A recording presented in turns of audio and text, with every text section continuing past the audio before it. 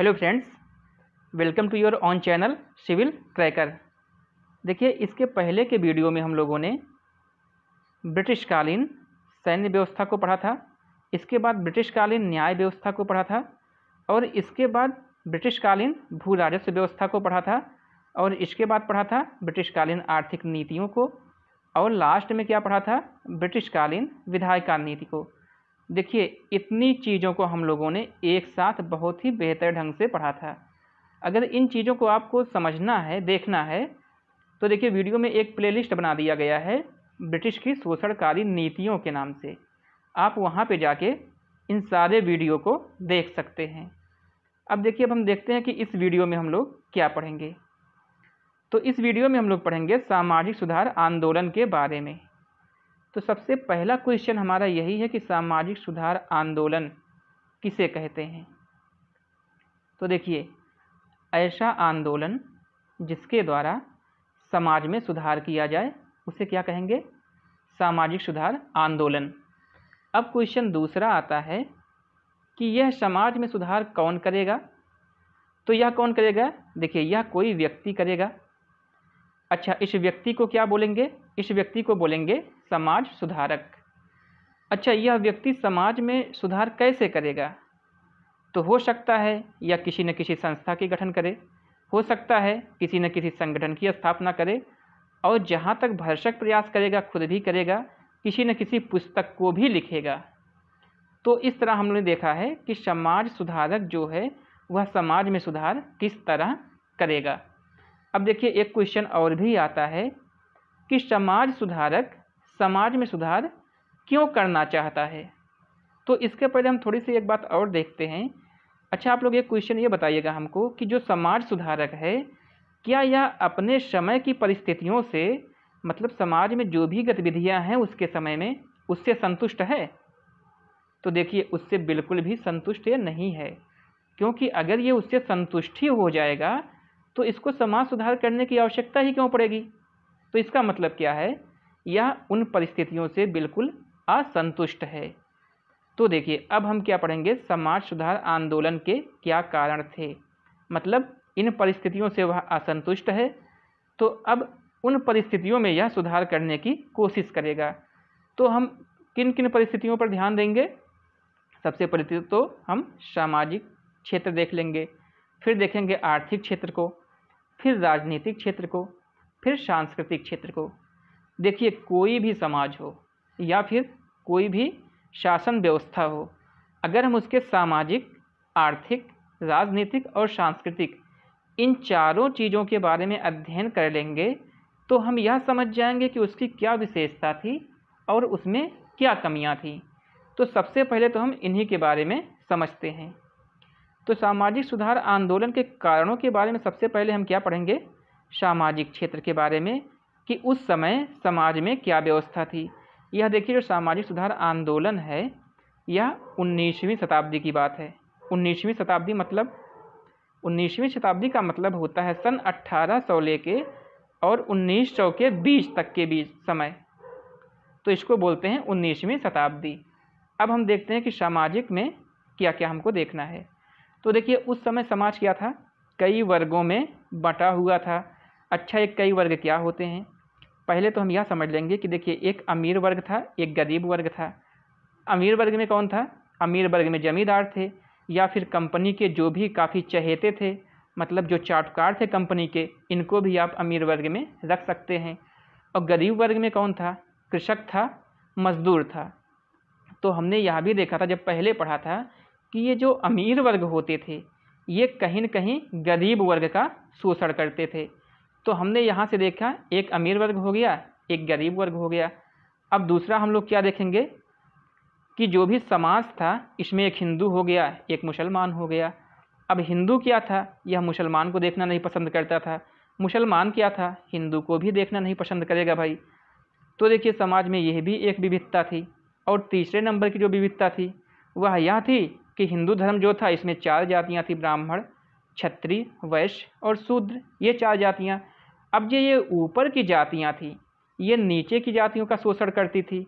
तो हम क्या देख रहे हैं कि समाज में कहीं न कहीं स्थिति बहुत ज़्यादा दयनीय थी। और अच्छा, एक चीज़ और भी था सामाजिक में, उस समय समाज में क्या था कि जो विधवा विवाह था उस पर क्या था, प्रतिबंध था कि कोई विधवा विवाह नहीं कर सकती है। और क्या था, सती प्रथा जो थी, सती प्रथा लागू था पूरी तरह समाज में। अंतर्जातीय विवाह हो नहीं सकता था, बहुपत्नी विवाह की भी कुप्रथा थी। इस तरह हम देख रहे हैं कि जो उस समय की समाज की व्यवस्था थी यह काफ़ी ज़्यादा दयनीय थी। अब देखिए हम दूसरी व्यवस्था के बारे में समझेंगे, आर्थिक, मतलब अर्थव्यवस्था की उस समय क्या सिचुएशन थी, क्या कंडीशन थी। तो यहाँ पे हम देखेंगे कि ईस्ट इंडिया कंपनी आ चुकी थी भारत में शासन करने के लिए, और भारतीयों का ज़्यादा से ज़्यादा शोषण हो रहा था, कृषकों का भी हो रहा था। जो यहाँ छोटे कुटीर उद्योग के शिल्पकार होते थे, छोटे बिजनेसमैन थे और भारतीय थे, उनका भी खूब शोषण हो रहा था। अब इसके बाद हम लोग देखेंगे क्या, राजनीतिक में। तो राजनीतिक में क्या था, देखिए राजनीतिक में क्या था कि ईस्ट इंडिया कंपनी का शासन था, और जो भारतीय थे इनको बहुत छोटे छोटे पद प्रदान किए जाते थे। सेना में भी जो इनके पद होते थे वह बहुत ही ज़्यादा निम्न स्तर के होते थे। इस तरह राजनीति में भी इनका कोई वर्चस्व नहीं था। अब देखिए सांस्कृतिक में हम देखेंगे चौथा और लास्ट की सांस्कृतिक में क्या था। देखिए सांस्कृतिक के अंतर्गत हम लोग दो चीज़ों को देखते हैं, एक धार्मिक क्षेत्र को देखते हैं और दूसरा शिक्षा एवं साहित्य को देखते हैं। तो धार्मिक क्षेत्र में हम क्या देखेंगे कि यहाँ पर पहले क्या था कि हिंदू थे, मुसलमान थे, दो, यहाँ पे दो धर्म के लोग रहते थे। लेकिन जब 1813 का एक्ट आता है ब्रिटिश सरकार का, तो ब्रिटिश सरकार क्या कहती है, जो ईसाई मिशनरी थे इनसे कह देती है कि आप आइए भारत में और अपने धर्म का प्रचार प्रसार कीजिए। तो ईसाई मिशनरी आके क्या करने लगते हैं, ये जो भारतीय थे मतलब हिंदू और मुस्लिम, इनको ईसाई धर्म की शिक्षा देने लगते हैं और इनको भी ईसाई बनाने लगते हैं। तो अब हम देख रहे हैं कि धार्मिक क्षेत्र में भी इनकी स्थिति काफ़ी भारतीयों की दयनीय होने लगी थी। अच्छा, अब एक चीज़ हम यह देखेंगे कि शिक्षा की क्या व्यवस्था थी। देखिए शिक्षा की जो व्यवस्था हमारे यहाँ थी वह तो बहुत ही परंपरागत व्यवस्था थी, लेकिन जब ईस्ट इंडिया कंपनी आ जाती है तो हमने यह भी पढ़ा था कि 1813 का जो एक्ट था उसमें 1 लाख रुपए कंपनी देती है कि इस पैसे को हम लोगों को खर्च करने हैं भारत की शिक्षा व्यवस्था पे।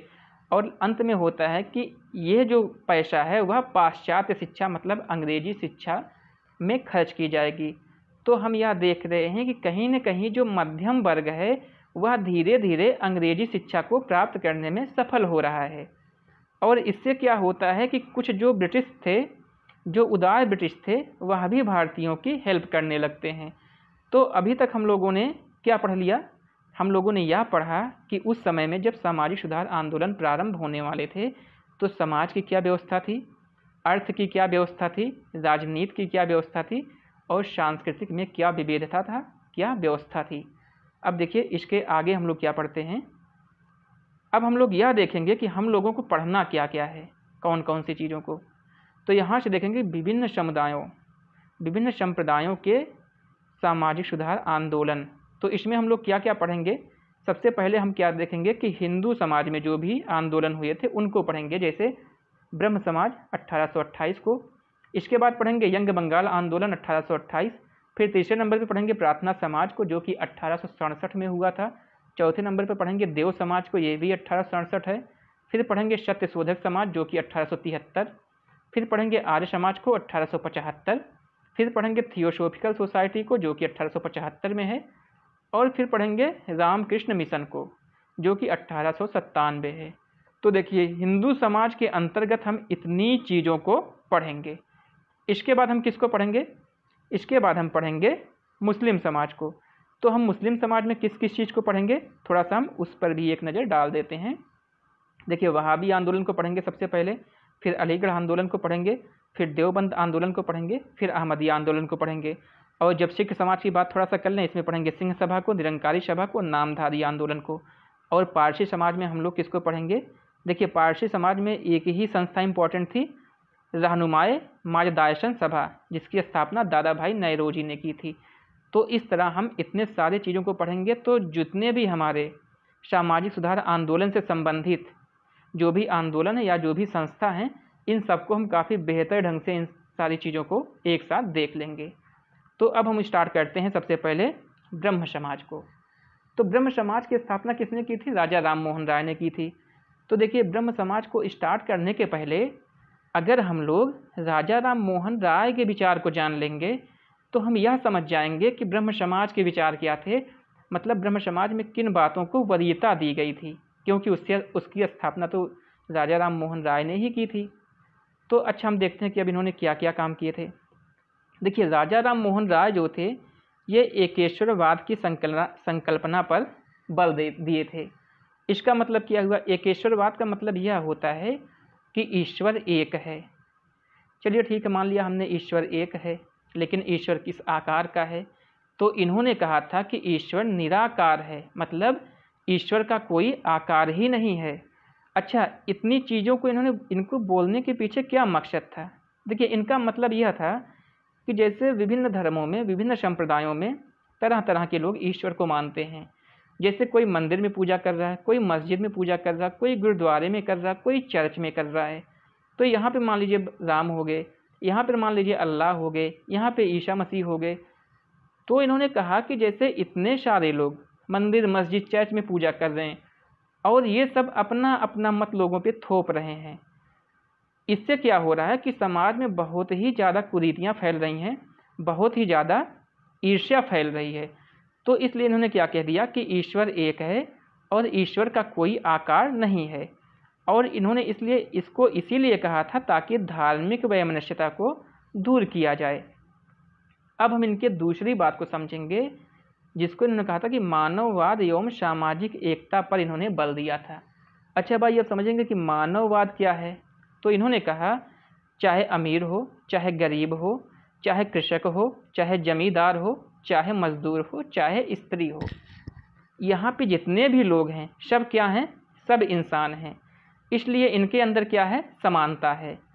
इन्होंने ये बात भी कहा कि अगर इनके साथ कोई भेदभाव नहीं किया जाएगा, सबको एक नज़र से देखा जाएगा, तो इनके अंदर कहीं ना कहीं यूनिटी आ जाएगी। और यूनिटी आने से क्या हो जाएगा कि हमारा समाज सशक्त हो जाएगा और हमारा समाज यानी कि हमारा देश प्रगति के पथ पर आगे बढ़ जाएगा, अग्रसर हो जाएगा और धीरे धीरे हम अंग्रेज़ों से मुक्ति पा जाएंगे। अच्छा, अब इनका तीसरा हम लोग देखते हैं क्या था। देखिए, तीसरा था तार्किक दृष्टिकोण और वैज्ञानिकवाद। अच्छा, अब हम समझें कि तार्किक दृष्टिकोण क्या होता है। देखिए, उस समय क्या था कि बहुत सारे आडंबर फैले हुए थे समाज में।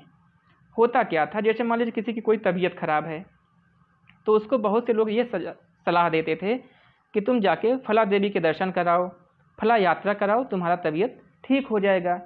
लेकिन राजा राम मोहन राय ने क्या कहा? इन्होंने बताया कि अगर आपको बुखार है तो इसके लिए आपको बुखार की दवा खानी पड़ेगी, ना कि किसी देवी की दर्शन करनी पड़ेगी, ना ही किसी तीर्थ की यात्रा करना पड़ेगा। तो इस तरह इन्होंने विज्ञान और तर्क के आधार पर सामाजिक समस्याओं को दूर करने का प्रयास किया था।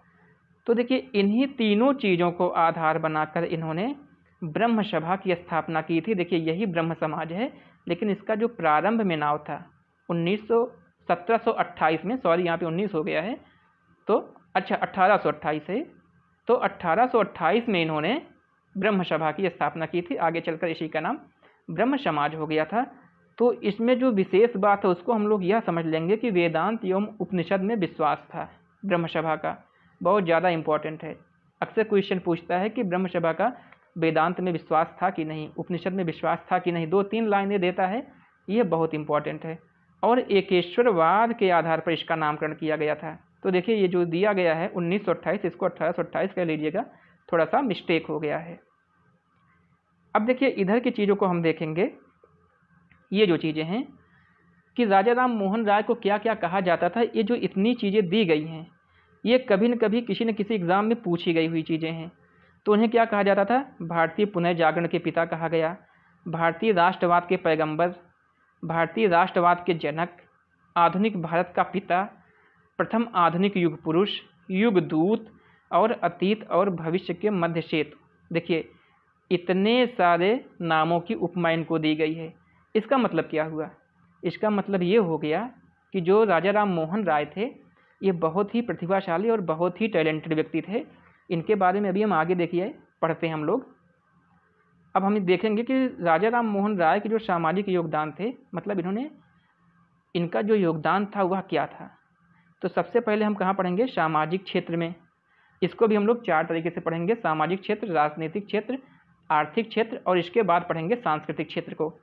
तो सबसे पहले हम लोग सामाजिक क्षेत्र को पढ़ लेते हैं कि इन्होंने क्या किया, समाज में स्वतंत्रता समानता स्थापित करने का प्रयास किया। वही सारी बातें कि अगर कोई पुरुष है, महिला है, या फिर जमींदार है, कृषक है, या फिर कोई मजदूर है, ये सारे जो हैं कौन हैं, इंसान हैं।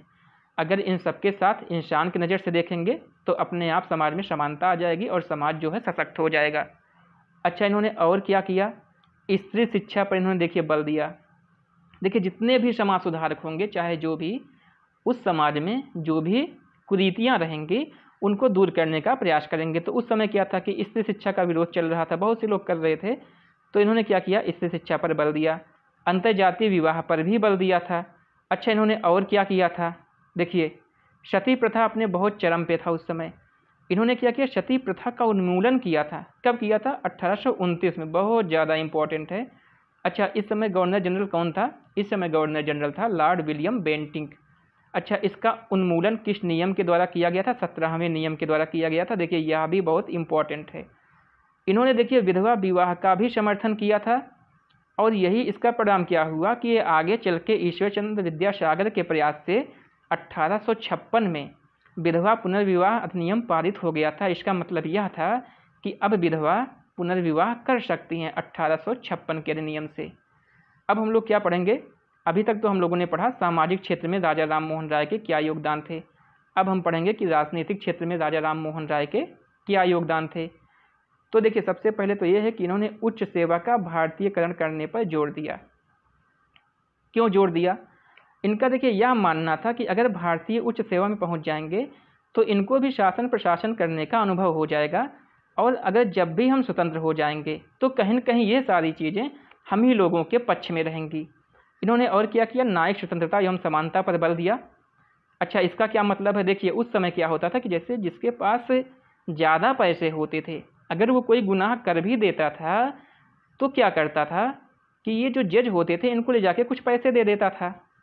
और जब पैसे देता था तो ये होता था कि अगर ये कोई बहुत बड़ा भी गुनाह किया है तो इसको बहुत छोटी सज़ा होती थी, लेकिन अगर वहीं कोई गरीब व्यक्ति कोई बहुत छोटा सा ही गुनाह किया है तो अगर उसका कोई पकड़ नहीं है, वो ले जाके जज को पैसे नहीं दिया तो उसको बहुत बड़ी सज़ा दे दी जाती थी। तो इसीलिए इन्होंने क्या किया था कि न्यायिक स्वतंत्रता यौन समानता पर बल दिया था। अच्छा, इन्होंने प्रेस की स्वतंत्रता की वकालत भी की थी। प्रेस की स्वतंत्रता के पक्ष में ये थे, क्यों थे, क्योंकि ये चाहते थे कि अगर प्रेस को कुछ स्वतंत्रता मिल जाएगी तो ब्रिटिश की जो भी गतिविधियां हैं भारत में उसका लोगों को पता चलने लगेगा कि ये सब सारी शोषणकारी गतिविधियां हैं। अच्छा, अब इसके बाद क्या था कि अंतर्राष्ट्रीय संबंध को मजबूत करने का प्रयास भी इन्होंने किया था। क्यों किया था इस प्रयास को, देखिए ये इनको पता था कि अगर हम अंतर्राष्ट्रीय प्रयास पर बल देंगे यहाँ से तो जो भारत की स्थिति है यह विश्व तक पहुँचेगी। अगर विश्व अवगत हो जाएगा तो कहीं न कहीं ईस्ट इंडिया कंपनी पर दबाव बनेगा और वो यहाँ पे भारत में काफ़ी सहूलियत बरतेगी। इस तरह हम लोगों ने राजनीतिक क्षेत्र में देखा कि इनके क्या क्या योगदान थे। अब हम देखेंगे कि आर्थिक क्षेत्र में राजा राम मोहन राय के क्या योगदान थे। देखिए इन्होंने सरकार को निरपेक्ष आयात निर्यात की नीति का सुझाव दिया था। आधुनिक उद्योग को स्थापित करने का इन्होंने वकालत की थी कि आधुनिक उद्योगों को स्थापित किया जाए। इनको पता था कि अगर आधुनिक उद्योग स्थापित होंगे तो कहीं न कहीं भारत की स्थिति जो है अच्छी होगी, लोगों को रोज़गार भी मिलेगा। अच्छा, इन्होंने एक काम और किया था, काफ़ी तारीफ़ काबिल काम था कि बंगाल के किसानों के जमींदारों के शोषण से इन्होंने मुक्त कराने की वकालत की थी कि जो बंगाल के किसान हैं वे जमींदारों का शोषण कर रहे हैं। और लास्ट इनका जो था वह यह था कि इन्होंने ईस्ट इंडिया कंपनी की व्यापारिक स्थिति समाप्त करने की वकालत की थी। इन्होंने यह कहा था कि ईस्ट इंडिया कंपनी की जो भी व्यापारिक स्थिति है अब इसको समाप्त कर देना चाहिए। और हुआ क्या था, 1833 के अधिनियम में हम लोगों ने क्या पढ़ा था कि जो ईस्ट इंडिया कंपनी है इसकी व्यापारिक स्थिति को एकदम कम्प्लीटली पूरे तरीके से समाप्त कर दिया गया था। तो इस तरह हमने क्या देखा, इस तरह हम लोगों ने यह देखा कि राजा राम मोहन राय का सामाजिक क्षेत्र में क्या योगदान है, राजनीतिक क्षेत्र में क्या योगदान है और आर्थिक क्षेत्र में क्या योगदान है। अब इसके आगे हम लोग पढ़ेंगे कि राजा राम मोहन राय का सांस्कृतिक क्षेत्र में क्या योगदान है। देखिए सबसे ज़्यादा इम्पॉर्टेंट ये है, इसके एक एक पॉइंट इम्पॉर्टेंट है। सबसे पहले चीज़ क्या है कि इन्होंने वेदों एवं 5 प्रमुख उपनिषदों का बंगला में अनुवाद किया था। अच्छा, ये अनुवाद क्यों किया था? तो देखिए उस समय जो पुरोहित वर्ग था वे क्या करते थे, जो भी हिंदू धर्म के मूल ग्रंथ होते थे उनका अनुवाद अपने हिसाब से करते थे और लोगों में भ्रष्टाचार, अंधविश्वास, इन सारे चीज़ों को काफ़ी बढ़ावा दिए थे। तो राजा राम मोहन राय ने सोचा कि अगर इन जो भी इनके मूल ग्रंथ हैं, मतलब वेद और 5 प्रमुख उपनिषद, अगर हम इनकी व्याख्या कर देंगे तो कहीं न कहीं लोगों को सच्चाई होगी और ये लोग अंधविश्वास और बाह्य आडंबरों से दूर हो जाएंगे। अब देखिए सांस्कृतिक क्षेत्र में हम लोग देखेंगे, सबसे पहले तो यह देख लेंगे कि धार्मिक क्षेत्र में इन्होंने क्या किया था कि एकेश्वरवाद का समर्थन किए थे।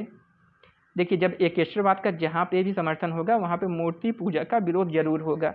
एकेश्वरवाद मतलब होता है कि एक ईश्वर, और मूर्ति पूजा में क्या हो जाता है, बहुत सारे ईश्वर हो जाते हैं, जैसे राम हो गए, कृष्ण हो गए, विष्णु हो गए, शंकर हो गए, बहुत सारे इस तरीके के हो जाते हैं। और इन्होंने क्या कहा कि धार्मिक क्षेत्र में नैतिकता पर बल दिया। इसका मतलब यह होता है कि जैसे जितनी भी बलि वाली प्रथा थी, जैसे पशु बलि या फिर किसी भी तरह की, इसको त्याग करने को बोला। कहा कि जो भी धार्मिक क्षेत्र है इस पर इंसान नैतिक रहे। और देखिए तीसरी जो चीज़ है वो था कि आत्मबोध से प्राप्त आध्यात्मिक ज्ञान को सर्वोच्च ज्ञान माना। इन्होंने कहा कि जैसे अगर कोई भी सिचुएशन है, कोई भी कंडीशन है, वहाँ पे आपके अंदर से जो चीज़ें निकल के आती हैं वही सबसे बड़ा ज्ञान है। बाकी जो इधर उधर की चीज़ें लोग बता रहे हैं इस पर आप विश्वास मत कीजिए। अब देखिए सबसे इम्पोर्टेंट आ गया कि 1815 में आत्मीय सभा का इन्होंने गठन किया था। इसका गठन क्यों किया था? एकेश्वरवाद के प्रचार के लिए किया था। इसके बाद 1828 में ब्रह्म समाज का इन्होंने गठन किया था। ब्रह्म समाज का गठन क्यों किया था? समाज में जो भी बुराइयां व्याप्त थीं उनको दूर करने के लिए किया गया था ब्रह्म समाज का गठन। इस तरह हम लोगों ने धार्मिक क्षेत्र को पढ़ा है। अब हम पढ़ेंगे शिक्षा और साहित्य। शिक्षा और साहित्य में इनका क्या योगदान था इसको हम लोग देखते हैं। तो देखिए सबसे पहले चीज़ तो यह है कि इन्होंने एक बुक लिखी, गिफ्ट टू मोनोथीस्ट। यह देखिए देखने में क्या लग रहा है, गिफ्ट टू मोनोथीस्ट लग रहा है जैसे इंग्लिश का कोई है, लेकिन इन्होंने किस भाषा में लिखी? फारसी भाषा में। कब लिखी थी? 1809 में। अच्छा, इन्होंने इसको क्यों लिखा था, मतलब इसके लिखने का उद्देश्य क्या था? एकेश्वरवाद का प्रचार। इनका देखिए इनका कहीं न कहीं एक ही उद्देश्य था कि एकेश्वरवाद का प्रचार किया जाए। इनका यह मानना था कि अगर किसी भी तरीके से समाज के लोग एकेश्वरवाद को एक्सेप्ट कर लिए तो समाज की बहुत सारी जो बुराइयां हैं वे दूर हो जाएंगी। अच्छा, दूसरी चीज़ हम देखेंगे क्या था कि 1820 में इन्होंने लिखा था एक बुक, प्रीसेप्ट्स ऑफ जीसस। जब इन्होंने यह बुक लिखा था तो इसमें जो भी ईसाई धर्म की चीज़ें थी, जो अच्छी चीज़ें थी, उसकी इन्होंने प्रशंसा की थी। तो जो ईसाई थे, पादरी थे या फिर ईसाई मिशनरी थे, उनको लगा कि अरे ये तो राजा राम मोहन राय हम लोगों को अच्छा बोल रहे हैं, तो हो सकता है ये आके ईसाई धर्म स्वीकार कर लें।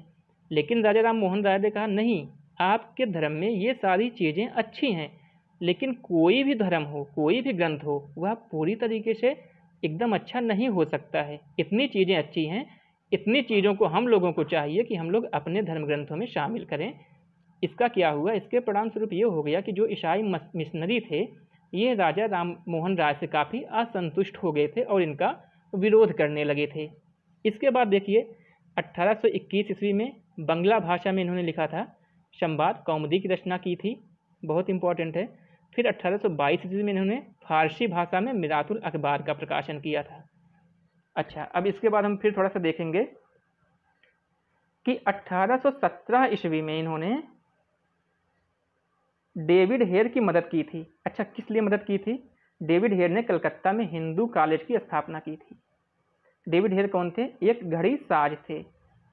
इनकी इन्होंने मदद की थी और इन्होंने 1817 में कलकत्ता में हिंदू कॉलेज की स्थापना की थी डेविड हेयर ने। अब इसके आगे क्या देखेंगे कि 1825 में कलकत्ता में वेदांत कॉलेज की स्थापना की थी। किसने? राजा राम मोहन राय ने। अच्छा, इस कॉलेज में किस तरह की शिक्षा दी जा रही थी? तो इस कॉलेज में पाश्चात्य शिक्षा दी जा रही थी। पाश्चात्य शिक्षा का मतलब होता है जो भी अंग्रेजी शिक्षा है उसको, और विज्ञान की भी शिक्षा दी जा रही थी इस कॉलेज में।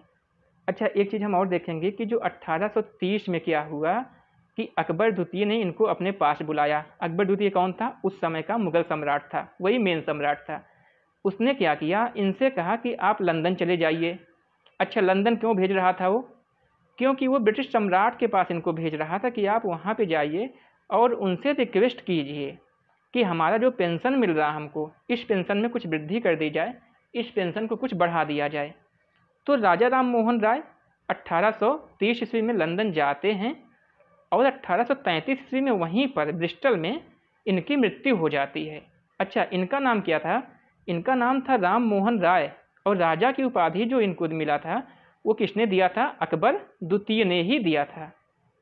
तो इस तरह हम लोगों ने राजा राम मोहन राय के बारे में पढ़ा। अब इसके आगे हम देखेंगे कि जब राजा राम मोहन राय की मृत्यु हो गई, फिर ब्रह्म समाज का क्या हाल हुआ। तो देखिए, उसके बाद क्या हुआ कि ब्रह्म समाज का विकास जो है दो लोगों ने अच्छे से किया। एक थे देवेंद्र नाथ टैगोर और दूसरे थे केशव चंद्र सेन जी। तो सबसे पहली चीज़ तो यही है कि देवेंद्र नाथ टैगोर कौन थे। तो देखिए, देवेंद्र नाथ टैगोर जो हैं ये रविंद्रनाथ टैगोर के पिताजी थे। अब देखिए, इन्होंने क्या किया, 1839 ईस्वी में तत्वबोधिनी सभा की स्थापना की। बहुत ही ज़्यादा इम्पोर्टेंट है।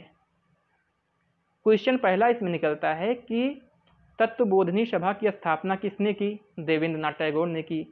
कब की? 1839 में की। अच्छा, ये भी होता है कि किस लिए की थी, क्यों इनको जरूरत पड़े कि इसकी स्थापना की जाए। देखिए, ये जो राजा राम मोहन राय थे उनके विचारों का प्रचार प्रसार करना चाह रहे थे, इसलिए इन्होंने तत्वबोधिनी सभा की स्थापना की थी। और अंततः देखिए 1843 में क्या हुआ कि इन्होंने ब्रह्म समाज की सदस्यता भी ले ली। जब इन्होंने ब्रह्म समाज की सदस्यता ले ली तो उसका प्रचार प्रसार करना स्टार्ट कर दिया। बहुत तेज़ी से प्रचार प्रसार इन्होंने किया। इससे क्या हो गया कि ब्रह्म समाज के सदस्यों की संख्या में काफ़ी वृद्धि होने लगी। अब देखिए, अब इधर की चीज़ों को देख लेंगे। केशव चंद्र सेन, इनके बारे में थोड़ा सा हम समझ लेते हैं। देखिए, ये दोनों जो हैं बहुत ज़्यादा इम्पॉर्टेंट है। तत्वबोधिनी सभा तो मुख्य रूप से बहुत ही ज़्यादा इम्पॉर्टेंट है। तो देखिए, जो देवेंद्र नाथ टैगोर थे इन्होंने क्या किया कि 1857 में केशव चंद्र सेन को ब्रह्म समाज की सदस्यता दिलवा दी और इनको आचार्य नियुक्त कर दिया। अच्छा, अब केशव चंद्र सेन जो थे ये बहुत ही ज़्यादा समझदार थे और बहुत ही ज़्यादा उदार नीति के थे। लोगों को इन्होंने शामिल करना शुरू कर दिया। बहुत ज़्यादा उदार नीति होने का इनको बहुत फ़ायदा भी मिला। यह फ़ायदा पाकर इन्होंने क्या किया कि जो ब्रह्म समाज की शाखाएँ थी इसको बंगाल के बाहर उत्तर प्रदेश, मद्रास, पंजाब, महाराष्ट्र इन सब जगह फैला दिया। अच्छा, इन्होंने अपनी उदारता इतनी ज़्यादा दिखा दी, मतलब ये इतना लिबरल हो गए कि जो भी हिंदू धर्म के मूल ग्रंथ थे, मतलब वेद उपनिषद, जो राजा राम मोहन राय के आधार थे, ब्रह्म समाज के आधार थे, इन्होंने उनकी भी अवहेलना शुरू कर दी, उनकी भी निंदा करना प्रारंभ कर दी। मतलब जो भी मूल ग्रंथ थे जैसे वेद हुआ, उपनिषद, इन्होंने उसको भी कहा कि ये अच्छी बात नहीं है, मतलब ये जो ग्रंथ है इसमें कुछ अच्छा नहीं लिखा गया है।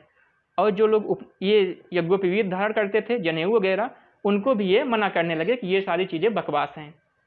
तो इससे क्या हुआ, इससे देवेंद्र नाथ टैगोर और केशव चंद्र सेन इन दोनों के बीच में विवाद हो गया। तो जब विवाद की स्थिति हो गई तो फिर क्या हुआ, तो इसका परिणाम यह हो गया कि 1865 में ब्रह्म समाज दो भागों में टूट गया। दो भागों में टूटने के बाद एक का नाम रख दिया गया आदि ब्रह्म समाज और दूसरे का नाम क्या हो गया, भारतीय ब्रह्म समाज। आदि ब्रह्म समाज जो था इसका संचालन कौन कर रहे थे, जो टैगोर के समर्थक थे वे कर रहे थे। और भारतीय ब्रह्म समाज के इसका संचालन कौन करेंगे, केशव चंद्र सेन करेंगे और उनके समर्थक करेंगे। तो देखिए, अब हम लोग क्या पढ़ते हैं, भारतीय ब्रह्म समाज के अंदर क्या क्या चीज़ें हुई थी। तो देखिए, केशव चंद्र सेन भारतीय ब्रह्म समाज का इसका भी बहुत अच्छे से संचालन किया। इन्होंने क्या किया कि बहुत ज़्यादा प्रयास किया और इनके प्रयास से नेटिव मैरिज एक्ट 1872 पारित हो गया। इस एक्ट के अंतर्गत एक चीज़ यह लिखी गई थी, मतलब एक चीज़ क्या, इसी के लिए एक्ट पारित ही किया गया था कि जो बाल विवाह है उसको रोक दिया जाए। तो उसमें यह था कि अगर किसी भी लड़की की एज 14 वर्ष से कम है तो उसकी शादी वर्जित है, मतलब 14 वर्ष से कम की लड़की की शादी नहीं हो सकती है। अच्छा, इसमें इन्होंने क्या किया, इसमें इनका बहुत ही ज़्यादा योगदान था।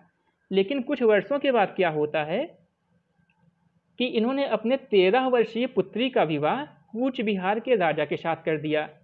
जब इन्होंने यह मतलब राजा के साथ कर दिया शादी, तो उस समय जो भारतीय ब्रह्म समाज में लोग थे, एक तबका क्या हुआ, इससे असंतुष्ट हो गया।